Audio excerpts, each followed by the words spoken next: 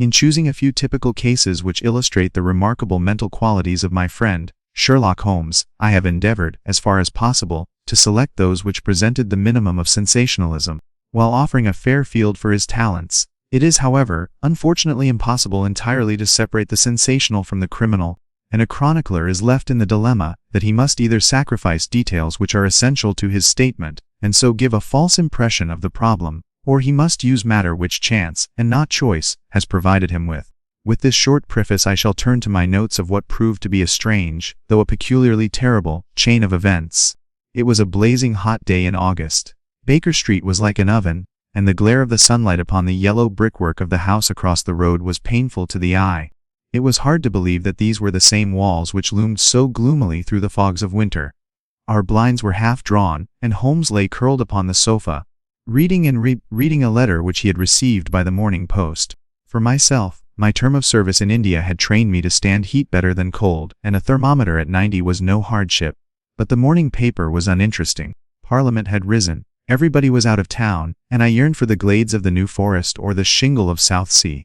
A depleted bank account had caused me to postpone my holiday, and as to my companion, neither the country nor the sea presented the slightest attraction to him. He loved to lie in the very center of 5 millions of people, with his filaments stretching out and running through them, responsive to every little rumor or suspicion of unsolved crime.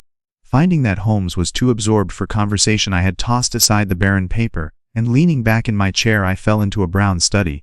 Suddenly my companion's voice broke in upon my thoughts. "You are right, Watson," said he. "It does seem a most preposterous way of settling a dispute." "Most preposterous," I exclaimed, and then suddenly realizing how he had echoed the inmost thought of my soul, I sat up in my chair and stared at him in blank amazement. "What is this, Holmes?" I cried. "This is beyond anything which I could have imagined." He laughed heartily at my perplexity. "You remember," he said, "that some little time ago, when I read you the passage in one of Poe's sketches in which a close reasoner follows the unspoken thoughts of his companion, you were inclined to treat the matter as a mere tour de force of the author. On my remarking that I was constantly in the habit of doing the same thing, you expressed incredulity." "No." "Perhaps not with your tongue, my dear Watson, but certainly with your eyebrows. So when I saw you throw down your paper and enter upon a train of thought, I was very happy to have the opportunity of reading it off, and eventually of breaking into it, as a proof that I had been in rapport with you." "And I was still far from satisfied. In the example which you read to me," said I, "the reasoner drew his conclusions from the actions of the man whom he observed. If I remember right, he stumbled over a heap of stones, looked up at the stars, and so on. But I have been seated quietly in my chair, and what clues can I have given you?" "You do yourself an injustice. The features are given to man as the means by which he shall express his emotions, and yours are faithful servants." "Do you mean to say that you read my train of thoughts from my features?" "Your features, and especially your eyes. Perhaps you cannot yourself recall how your reverie commenced?" "No, I cannot." "Then I will tell you.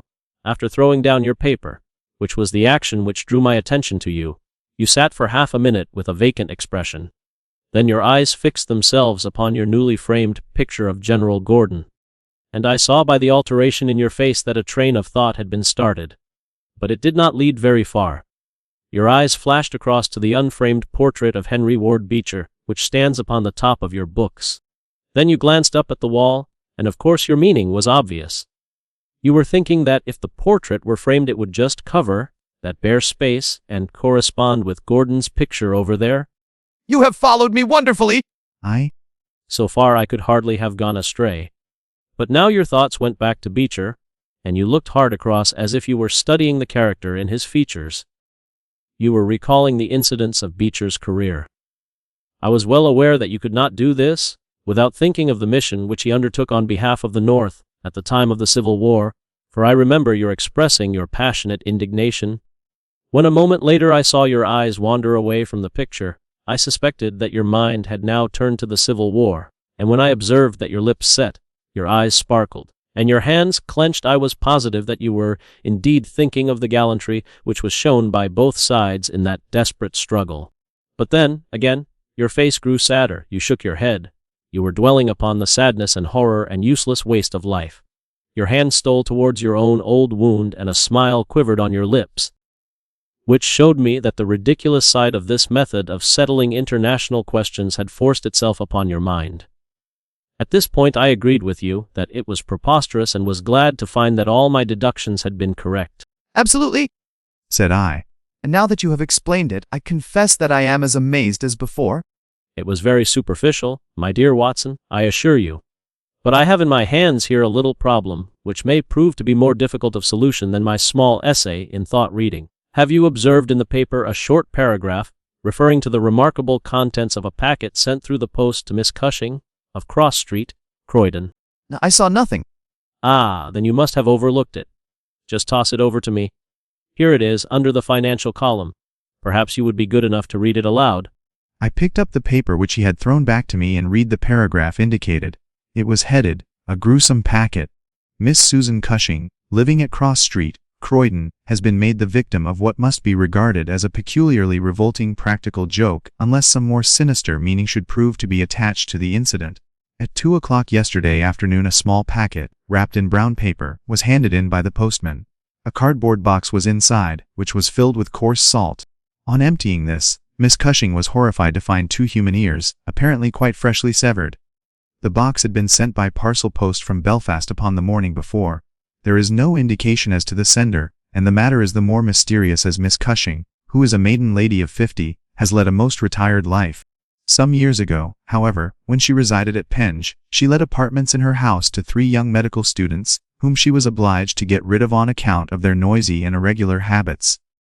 The police are of opinion that this outrage may have been perpetrated upon Miss Cushing by these youths, who owed her a grudge and who hoped to frighten her by sending her these relics of the dissecting rooms.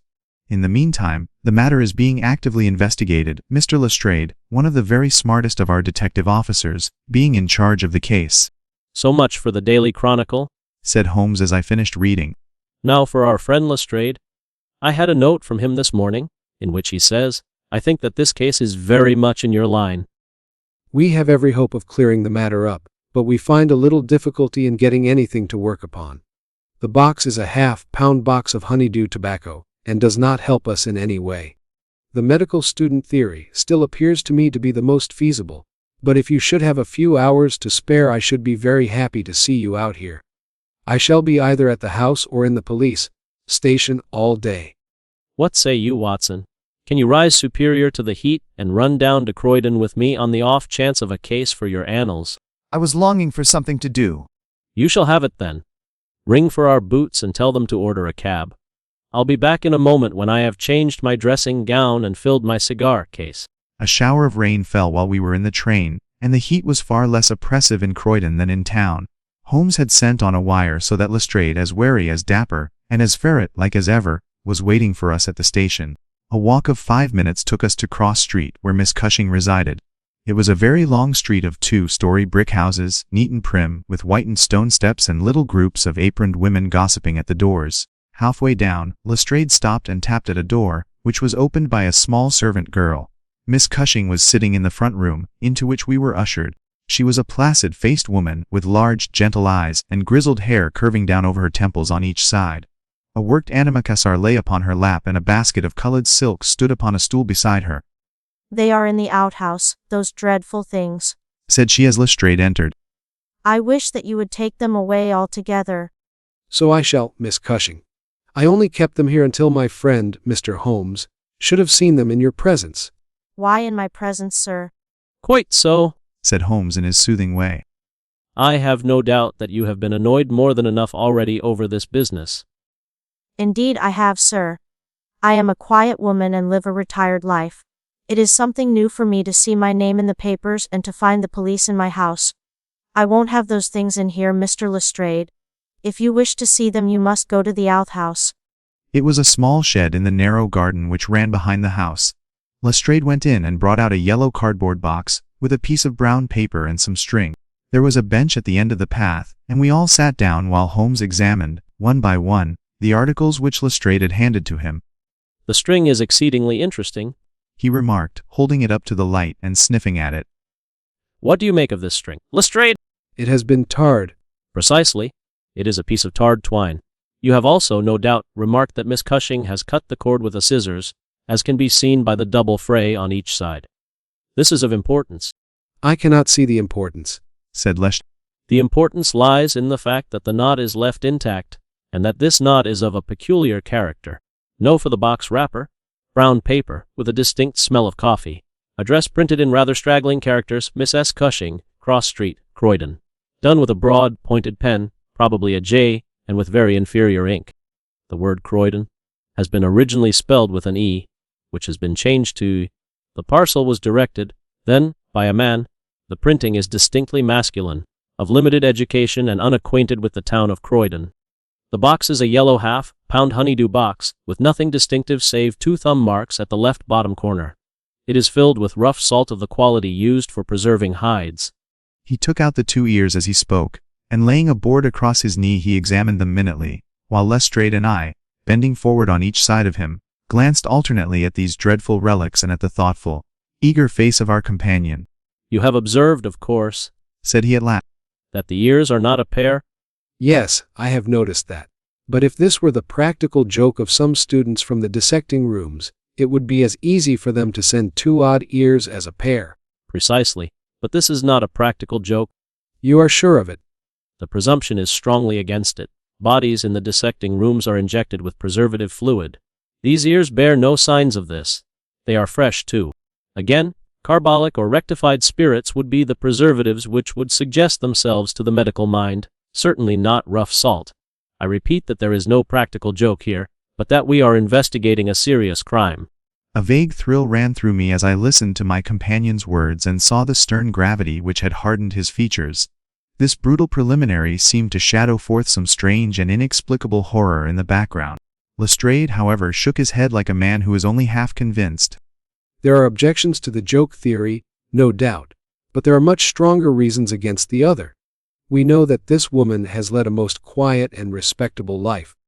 That is the problem which we have to solve, Holmes answered. And for my part I shall set about it by presuming that my reasoning is correct, and that a double murder has been committed. One of these ears is a woman's, small, finely formed, and pierced for an earring.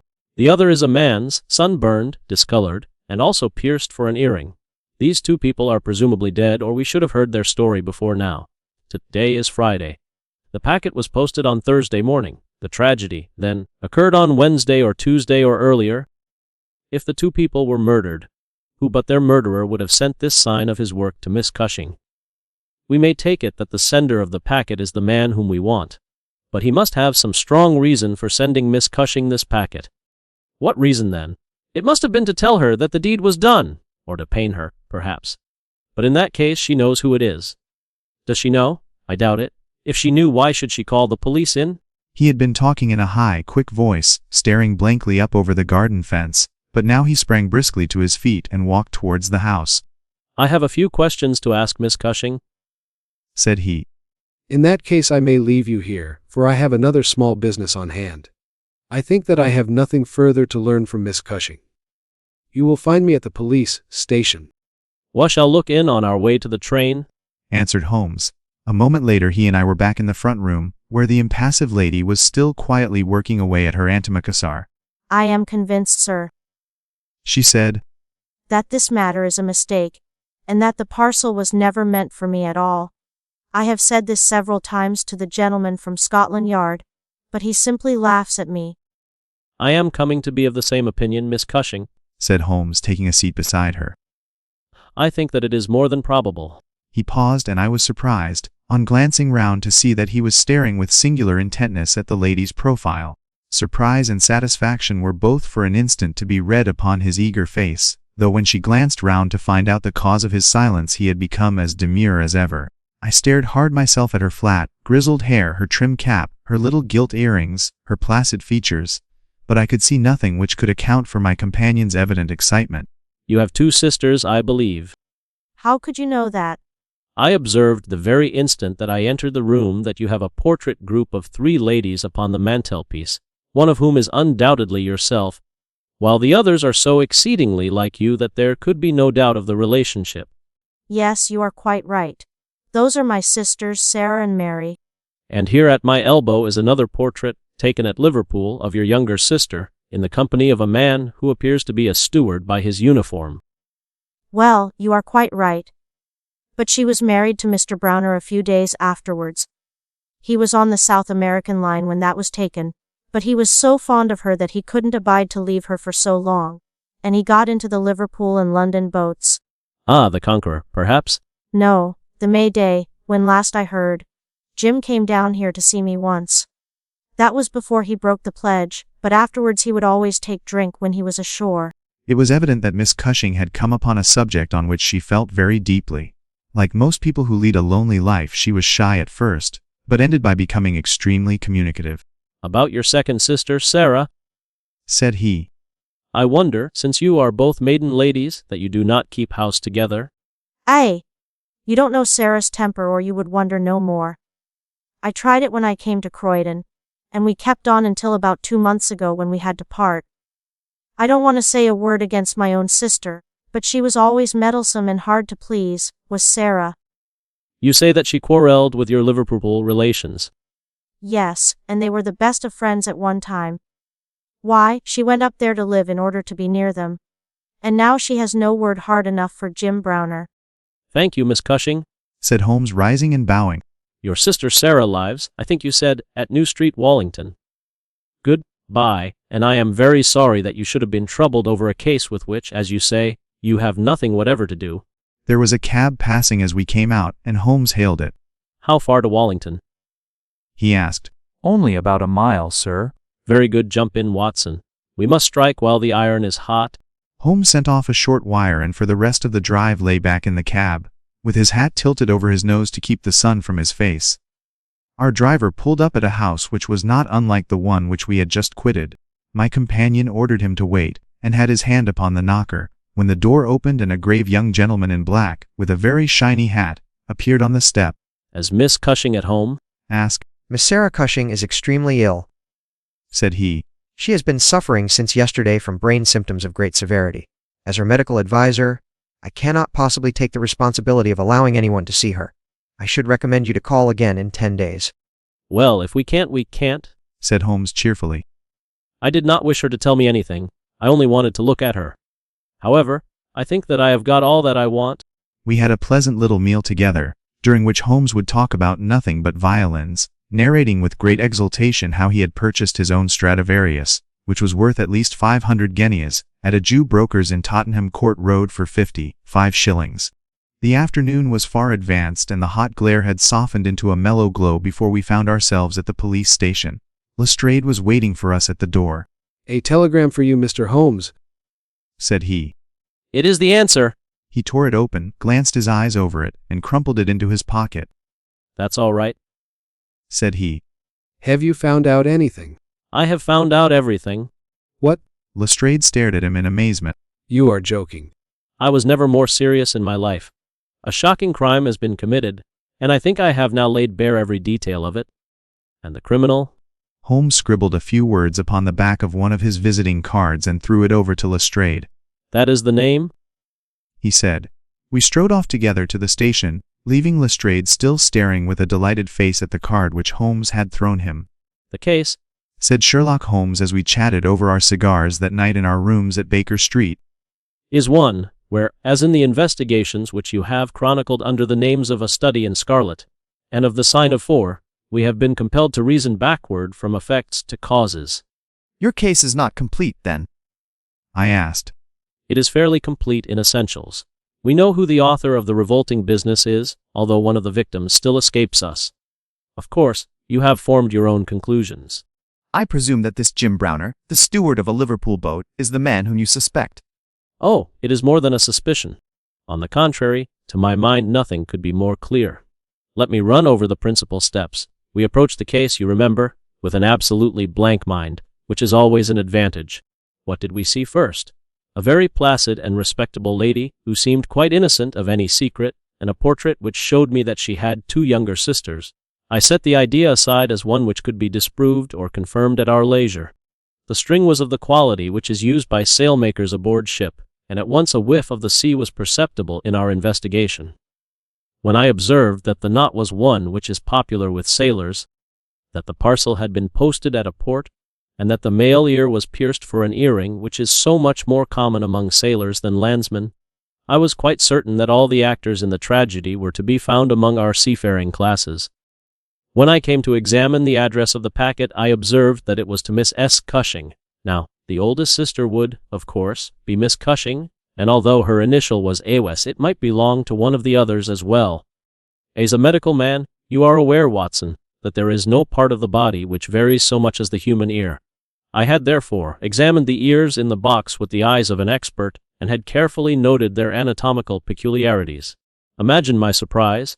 Then, when on looking at Miss Cushing, I perceived that her ear corresponded exactly with the female ear which I had just inspected. In all essentials it was the same ear. Of course I at once saw the enormous importance of the observation. It was evident that the victim was a blood relation, and probably a very close one. I began to talk to her about her family, and you remember that she at once gave us some exceedingly valuable details. In the first place, her sister's name was Sarah, and her address had until recently been the same, so that it was quite obvious how the mistake had occurred, and for whom the packet was meant. Then we heard of this steward, married to the third sister, and learned that he had at one time been so intimate with Miss Sarah that she had actually gone up to Liverpool to be near the Browners, but a quarrel had afterwards divided them. And now the matter had begun to straighten itself out wonderfully. We had learned of the existence of this steward, an impulsive man of strong passions, subject to occasional fits of hard drinking. We had reason to believe that his wife had been murdered, and that a man, presumably a seafaring man, had been murdered at the same time. Jealousy, of course, at once suggests itself as the motive for the crime. And why should these proofs of the deed be sent to Miss Sarah Cushing? Probably because during her residence in Liverpool she had some hand in bringing about the events which led to the tragedy. I therefore sent off a telegram to my friend Alger, of the Liverpool force, and asked him to find out if Mrs. Browner were at home, and if Browner had departed in the Mayday. I was curious, in the first place, to see how far the family ear had been reproduced in her. Then, of course, she might give us very important information, but I was not sanguine that she would. Wu found that the news of the arrival of the packet, for her illness dated from that time, had such an effect upon her as to bring on brain fever. It was clearer than ever that she understood its full significance. 2 days later he received a bulky envelope, which contained a short note from the detective, and a typewritten document, which covered several pages of foolscap. Lestrade has got him all right, said Holmes, glancing up at me. My dear Mr. Holmes, in accordance with the scheme which we had formed in order to test our theories, the is rather fine, Watson, is it not? I went down to the Albert Dock yesterday at 6 p.m. and boarded the Mayday. On inquiry, I found that there was a steward on board of the name of James Browner, and that he had acted during the voyage in such an extraordinary manner that the captain had been compelled to relieve him of his duties. On descending to his berth, I found him seated upon a chest with his head sunk upon his hands, rocking himself to and fro. He is a big, powerful chap, clean-shaven, and very swarthy. He jumped up when he heard my business, and I had my whistle to my lips to call a couple of river police, who were round the corner, but he seemed to have no heart in him, and he held out his hands quietly enough for the darbies. However, we find that we shall want no more evidence, for on being brought before the inspector at the station he asked leave to make a statement, which was, of course, taken down, just as he made it, by our shorthand man. The investigation really was a very simple one, remarked Holmes. But I don't think it struck him in that light when he first called us in. However, let us see what Jim Browner has to say for himself. Have I anything to say? Yes, I have a deal to say. I have to make a clean breast of it all. You can hang me, or you can leave me alone. I don't care a plug which you do. I tell you I've not shut an eye in sleep since I did it. Sometimes it's his face, but most generally it's hers. I'm never without one or the other before me. He looks frowning and black-like, but she has a kind of surprise upon her face. The white lamb, she might well be surprised, but it was Sarah's fault, and may the curse of a broken man put a blight on her and set the blood rotting in her veins! It's not that I want to clear myself. I know that I went back to drink, like the beast that I was, for Sarah Cushing loved me. That's the root of the business. She loved me until all her love turned to poisonous hate, when she knew that I thought more of my wife's footmark in the mud than I did of her whole body and soul. There were 3 sisters altogether. The old one was just a good woman, the second was a devil, and the third was an angel. Sarah was 33, and Mary was 29 when I married. We were just as happy as the day was long when we set up house together. I was blue ribbon at that time, and we were putting a little money by, and all was as bright as a new dollar. My God, whoever would have thought that it could have come to this? I used to be home for the week ends very often, and sometimes if the ship were held back for cargo I would have a whole week at a time, and in this way I saw a deal of my sister-in-law Sarah. It had seemed to me sometimes that she liked to be alone with me, or to coax me out for a walk with her, but I had never thought anything of that. But one evening my eyes were opened. I had come up from the ship and found my wife out, but Sarah at home. Can't you be happy for 5 minutes without Mary, Jim? It's a bad compliment to me that you can't be contented with my society for so short a time. That's all right, my lass, said I, putting out my hand towards her in a kindly way, but she had it in both hers in an instant, and they burned as if they were in a fever. I looked into her eyes and I read it all there. Well, from that time Sarah hated me with her whole heart and soul, and she is a woman who can hate too. I was a fool to let her go on biding with us, a besotted fool, but I never said a word to Mary, for I knew it would grieve her. Things went on much as before, but after a time I began to find that there was a bit of a change in Mary herself. She had always been so trusting and so innocent, but now she became queer and suspicious, wanting to know where I had been and what I had been doing. I can see now how she was plotting and scheming and poisoning my wife's mind against me, but I was such a blind beetle that I could not understand it at the time. Then I broke my blue ribbon and began to drink again. And then this Alec Fairbairn chipped in, and things became 1,000 times blacker. It was to see Sarah that he came to my house first, but soon it was to see us, for he was a man with winning ways. It was only a little thing, too. I had come into the parlor unexpected, and as I walked in at the door I saw a light of welcome on my wife's face. But as she saw who it was it faded again, and she turned away with a look of disappointment. That was enough for me. There was no one but Alec Fairbairn whose step she could have mistaken for mine. If I could have seen him then I should have killed him, for I have always been like a madman when my temper gets loose. Don't, Jim, don't. Sarah, this man Fairbairn is never to darken my door again. Why not? Because I order it. Oh, if my friends are not good enough for this house, then I am not good enough for it either. You can do what you like. But if Fairbairn shows his face here again, I'll send you one of his ears for a keepsake. Anyway, she took a house just 2 streets off and let lodgings to sailors. Fairbairn used to stay there, and Mary would go round to have tea with her sister and him. How often she went I don't know, but I followed her one day. And as I broke in at the door Fairbairn got away over the back garden wall, like the cowardly skunk that he was. I swore to my wife that I would kill her if I found her in his company again. And I led her back with me sobbing and trembling. It was in this way. We had gone on the May Day for a round voyage of 7 days, but a hogshead got loose and started one of our plates, so that we had to put back into port for 12 hours. I left the ship and came home, thinking what a surprise it would be for my wife. At that moment a cab passed me, and there she was, sitting by the side of Fairbairn, the two chatting and laughing, with never a thought for me as I stood watching them from the footpath. I tell you, and I give you my word for it, that from that moment I was not my own master, and it is all like a dim dream when I look back on it. I had been drinking hard of late, and the two things together fairly turned my brain. Well, I took to my heels and I ran after the cab. I had a heavy oak stick in my hand, and I tell you I saw red from the first, but as I ran I got cunning, too, and hung back a little to see them without being seen. They pulled up soon at the railway station. There was a good crowd round the booking office, so I got quite close to them without being seen. They took tickets for New Brighton. So did I, but I got in 3 carriages behind them. When we reached it, they walked along the parade, and I was never more than 100 yards from them. At last I saw them hire a boat and start for a row, for it was a very hot day, and they thought, no doubt, that it would be cooler on the water. It was just as if they had been given into my hands.